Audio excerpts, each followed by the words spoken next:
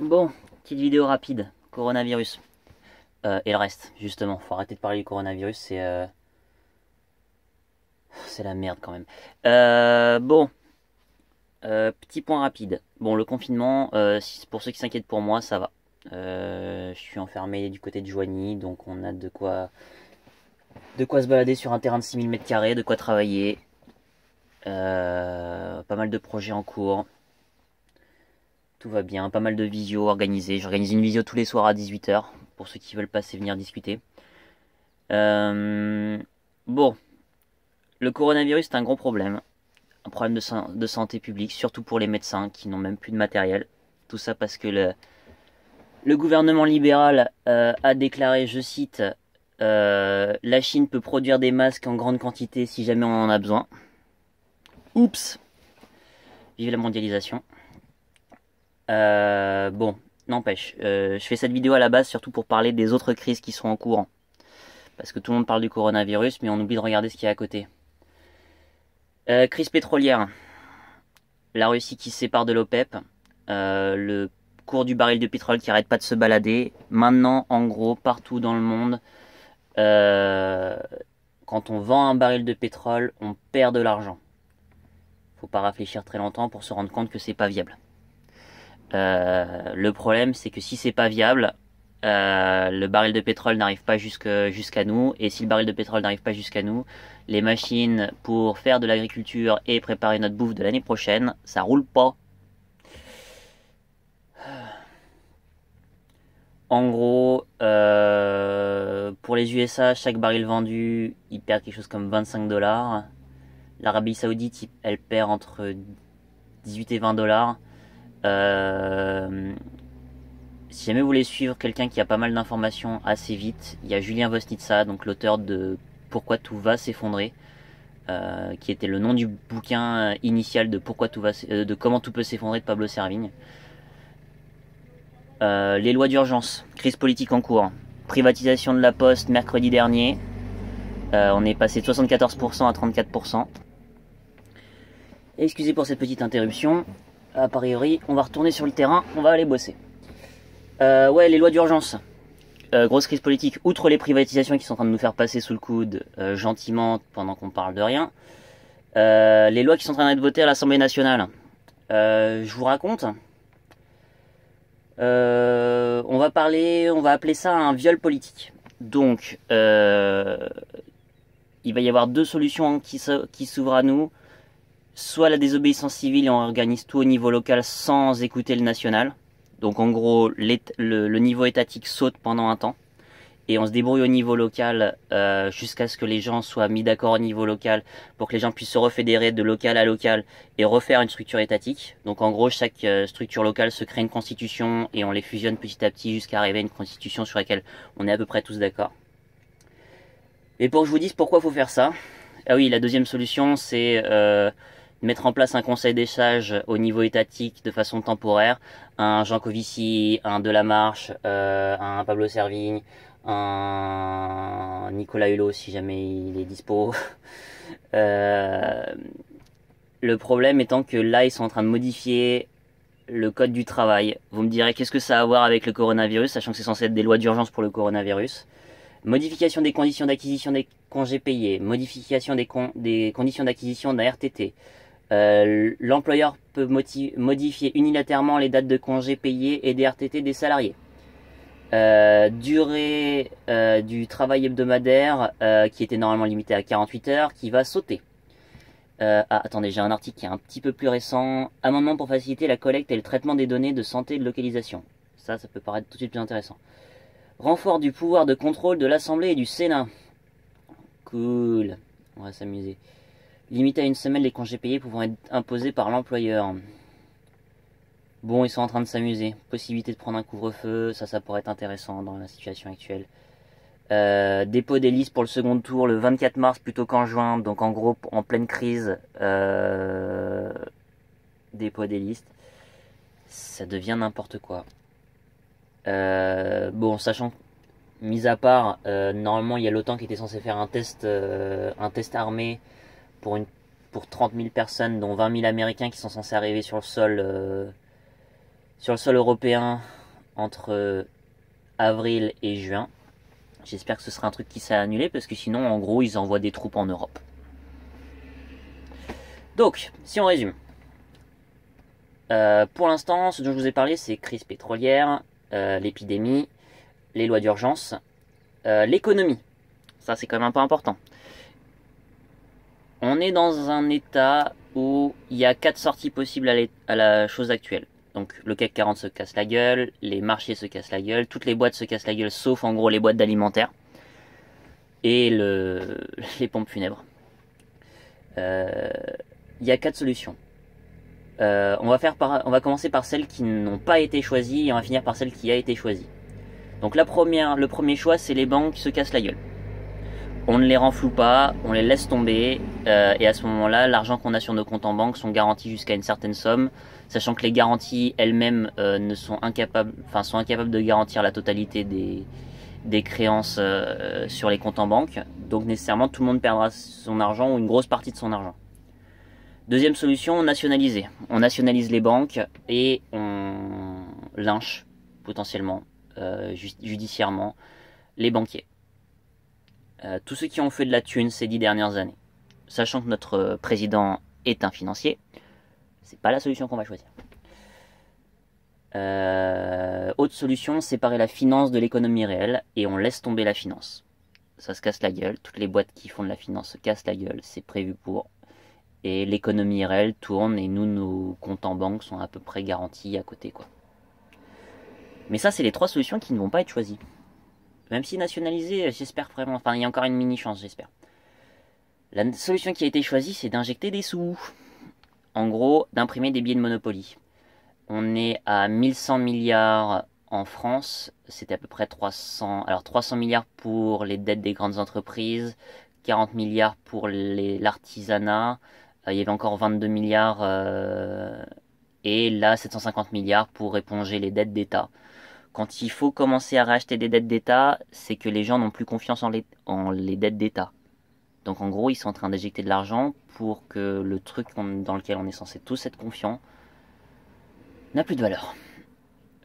Donc, pour résumer, est-ce que un billet de 50 € vaudra 50 €? Si on n'a plus de pétrole, on n'a plus de quoi faire pousser des légumes. Si on n'a plus d'argent, on n'a plus de quoi acheter des graines. Et encore moins les importer de l'autre bout de la terre. Et il reste la crise climatique, qu'on n'a toujours pas réglée. Même si le coronavirus nous file un coup de main là-dessus, potentiellement, ça va être la saison des semis. Et il y a tous les fruitiers qui ont commencé à faire apparaître leurs bourgeons. Et les périodes de gel vont arriver au printemps, les périodes de sécheresse vont arriver en été. Ça va être de plus en plus récurrent, donc on bouffera peut-être cette année, mais il faudra voir l'année suivante. Bon, je voulais faire un résumé. Ça, c'est le problème. Solution, j'ai eu une super idée ce matin grâce à un ami qui rejoint un peu le bingo écolo que j'avais fait sur mon blog. En gros, c'est 25 solutions mises dans une grille comme un jeu. Le but, c'est d'avoir un maximum de points en faisant un maximum d'actions. Aider les personnes âgées à côté à les faire les courses à leur place, les choses du genre. Je vais vous lire une trentaine d'idées de choses qui sont intéressantes à faire aujourd'hui, qui ont encore du sens même si vous êtes bloqué chez vous. Et puis le reste, faudra se fédérer. Puis la visio est ouverte tous les soirs à 18 h. Alors, bon, faire attention à sa santé, yoga, sport, etc. On peut faire du sport même en sortant de chez soi. Si on sort de chez soi, on évite de rencontrer les voisins, on évite de taper la discute. Appeler ses parents et ses amis pour prendre des nouvelles. Confectionner des masques do it yourself. Pas en coton, en polystyrène, enfin en polyester. Le coton, ça sert à rien. Je connais pas moi-même, mais je sais qu'il y a des tutos, donc faites attention à ce que vous faites. Potentiellement aujourd'hui on manque de masques, donc si vous avez des masques professionnels, filez-les à vos copains médecins. Vous sortez pas de chez vous, mais filez vos masques aux copains médecins, ils en ont besoin. Filez-leur des coups de main. Se renseigner sur la permaculture, sur l'autonomie, si jamais vous pouvez faire des achats, en espérant que vos sous auront encore de la valeur demain. Soit vous faites un achat aujourd'hui panneaux solaires, tout ça. Un filtre Berquet, des graines. Si vous avez des jardins, commencez à planter, à faire. Si vous n'avez pas de jardin, faites des semis dans votre appart. Collectivement, vous pouvez référencer tous les terrains qui sont cultivables dans votre ville. Regardez sur Google Maps, commencez à les référencer et répartissez-vous les tâches. Faites des sauvegardes locales de tous vos documents stockés sur Internet. Imaginez créer des jeux de société, aider les personnes âgées dans leurs courses, acheter quelque chose qui aura de la valeur à la fois aujourd'hui et demain, des graines, des outils. Commencez à écrire avec vos voisins en visio un exemple de constitution. Si jamais vous avez l'impression que c'est impossible, regardez quelques vidéos d'Étienne Chouard, Chouard, qui est quelqu'un de potentiellement passionnant. Je sais qu'il a fait une conférence avec Franck Lepage, un atelier de création de la Constitution, et qui est vraiment très bien écouté en mode podcast, si jamais vous avez envie. Appelez ses voisins pour prendre des nouvelles, ne plus passer par la télé pour s'informer, chercher aussi d'autres sources d'informations. Alors en gros, la télé c'est bien pour s'informer juste de ce que l'État a envie de vous informer, mais c'est jamais suffisant. Se protéger des lois d'urgence qui vont être votées sans l'accord du peuple. Organiser des visios avec les amis pour imaginer l'avenir. En gros, faites passer ces informations-là et faites de votre mieux. Il n'y a pas trop d'autres choses à dire. Envoyez un mail à votre maire pour parler de réserve communale de sécurité civile, qui est un peu l'équivalent des pompiers volontaires, mais pour des risques majeurs. Parlez avec votre maire de 10 crimes. Décret des risques majeurs. Si jamais votre maire a déjà été voté au premier tour, vous pouvez commencer à en parler au nouveau maire, même si va y avoir du boulot à faire pour la passation. Pour l'instant, c'est l'ancien maire qui est toujours maire, hein, il me semble. Commencez à vous renseigner sur des techniques de désobéissance civile, parce que quand votre président commence à vous mettre en danger, et commencez à bosser au niveau local, et parfois il faudra ne pas écouter les règles qui vont être votées dans les périodes d'urgence comme aujourd'hui. On limite la quantité de vidéos et de streaming par internet. Créez des jeux de société. Si vous avez déjà des jeux de société, jouez avec vos gamins. Faites des. Je sais qu'il y en a qui ont fait des maracas en papier. Construisez des toilettes sèches si vous avez du bois, si vous avez du morceau de jardin. Cultivez. Cultivez. Si vous n'avez pas de jardin, achetez des pots. Commencez des semis. Vous les offrirez à vos voisins qui ont des jardins. La Constitution française. Ne pas sortir chez soi sauf pour faire les courses. Créer des cagnottes pour aider les personnes en difficulté financière dans votre région, les indépendants qui n'ont pas de chômage partiel. Organisez votre autonomie, l'autonomie de votre commune. Ne pas vous déplacer dans une autre région. Offrir vos masques médicaux. Pareil, niveau santé, vous mettre au soleil, mais évitez de rencontrer vos voisins. Ne pas partager de fake news. Comment on ne partage pas de fake news? On vérifie l'information si elle a été partagée plus d'une fois. Si jamais, en gros, les vidéos virales en général sont pleines de fake news, ou alors, si jamais elles sont virales et qu'elles sont véridiques, vous retrouvez l'information sur des journaux de base comme Le Monde, etc. Voilà. Et surtout, n'oubliez pas ce que le gouvernement est en train de faire. Est-ce que le gouvernement était au courant il y a 2 mois, que même Miss Agnès Buzyn, ancienne ministre de la Santé, les avait prévenus, avait lancé l'état d'alerte et rien n'avait été fait. Pensez surtout que vous votez d'abord avec votre temps, ensuite avec votre argent, et les urnes c'est en dernier. C'est pas en votant tous les 5 ans qu'on fait de la démocratie, et la démocratie, ça se trouve, c'est même pas une solution. Au boulot, bonne chance. Si vous avez besoin d'aide, visio ouverte tous les jours à 18h, je mettrai ça dans les commentaires et en description. Enfin, bonne chance quoi. Bonne chance, bonne chance, bonne chance. Si on rappelle les crises, crise sanitaire, crise économique, crise politique, crise climatique et crise pétrolière, crise énergétique. Ça, c'est déjà en cours. A priori, crise économique, ils sont en train d'imprimer des billets de Monopoly, donc je pense que c'est un problème qu'on peut laisser de côté pour l'instant. C'est un truc qui va péter, c'est bon, c'est acté, ça va péter. Mais en imprimant des billets, ça peut durer jusqu'à la saison prochaine, donc on peut déjà s'occuper de faire pousser des légumes cette année. Et on s'occupera du reste l'année prochaine. Occupons-nous déjà de la crise pétrolière, d'avoir des graines, de vérifier où est-ce qu'on peut les planter, dans n'importe où est-ce que ça peut être planté en ville. S'il y a des bouts de terre sur votre rond-point, plantez des trucs. Il y a notamment eu des idées, ceux qui savent faire des bombes de graines. Vous pouvez laisser des bombes, enfin faites trop de bombes de graines pour vous et pour que les gens puissent aller les planter eux-mêmes. Vous pouvez les laisser dans un spot un peu comme du géocaching quelque part en ville et informer les gens qu'il y a des bombes de graines qui sont là. Et balancer des graines, si jamais ça pousse, tant mieux, ça fera de la bouffe pour plus tard. Bonne chance. Moi, en tout cas, tout va bien.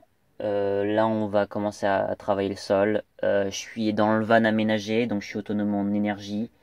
Bon, le problème, c'est que la température a remonté et que mon frigo marche pas des masses sur du 12 volts, donc c'est pas un problème. Ça, c'est des problèmes à part. Faites vos courses, parce qu'il y a aussi une chance qu'on arrive en confinement total. Faites vos courses. A priori, pour l'instant, les supermarchés, franchement, envoyez de l'amour aux gens qui bossent dans les supermarchés et aux médecins, mais c'est pas suffisant pour les aider. Pour aider les médecins, ne sortez pas de chez vous. Pour aider les responsables de supermarchés, soyez aimables, faites des courses pour vos voisins. Et puis, ouais, voilà, bonne chance. Bon, je vais aller bosser. Je vous essaierai de vous raconter tout ça, sinon, à ce soir 18h.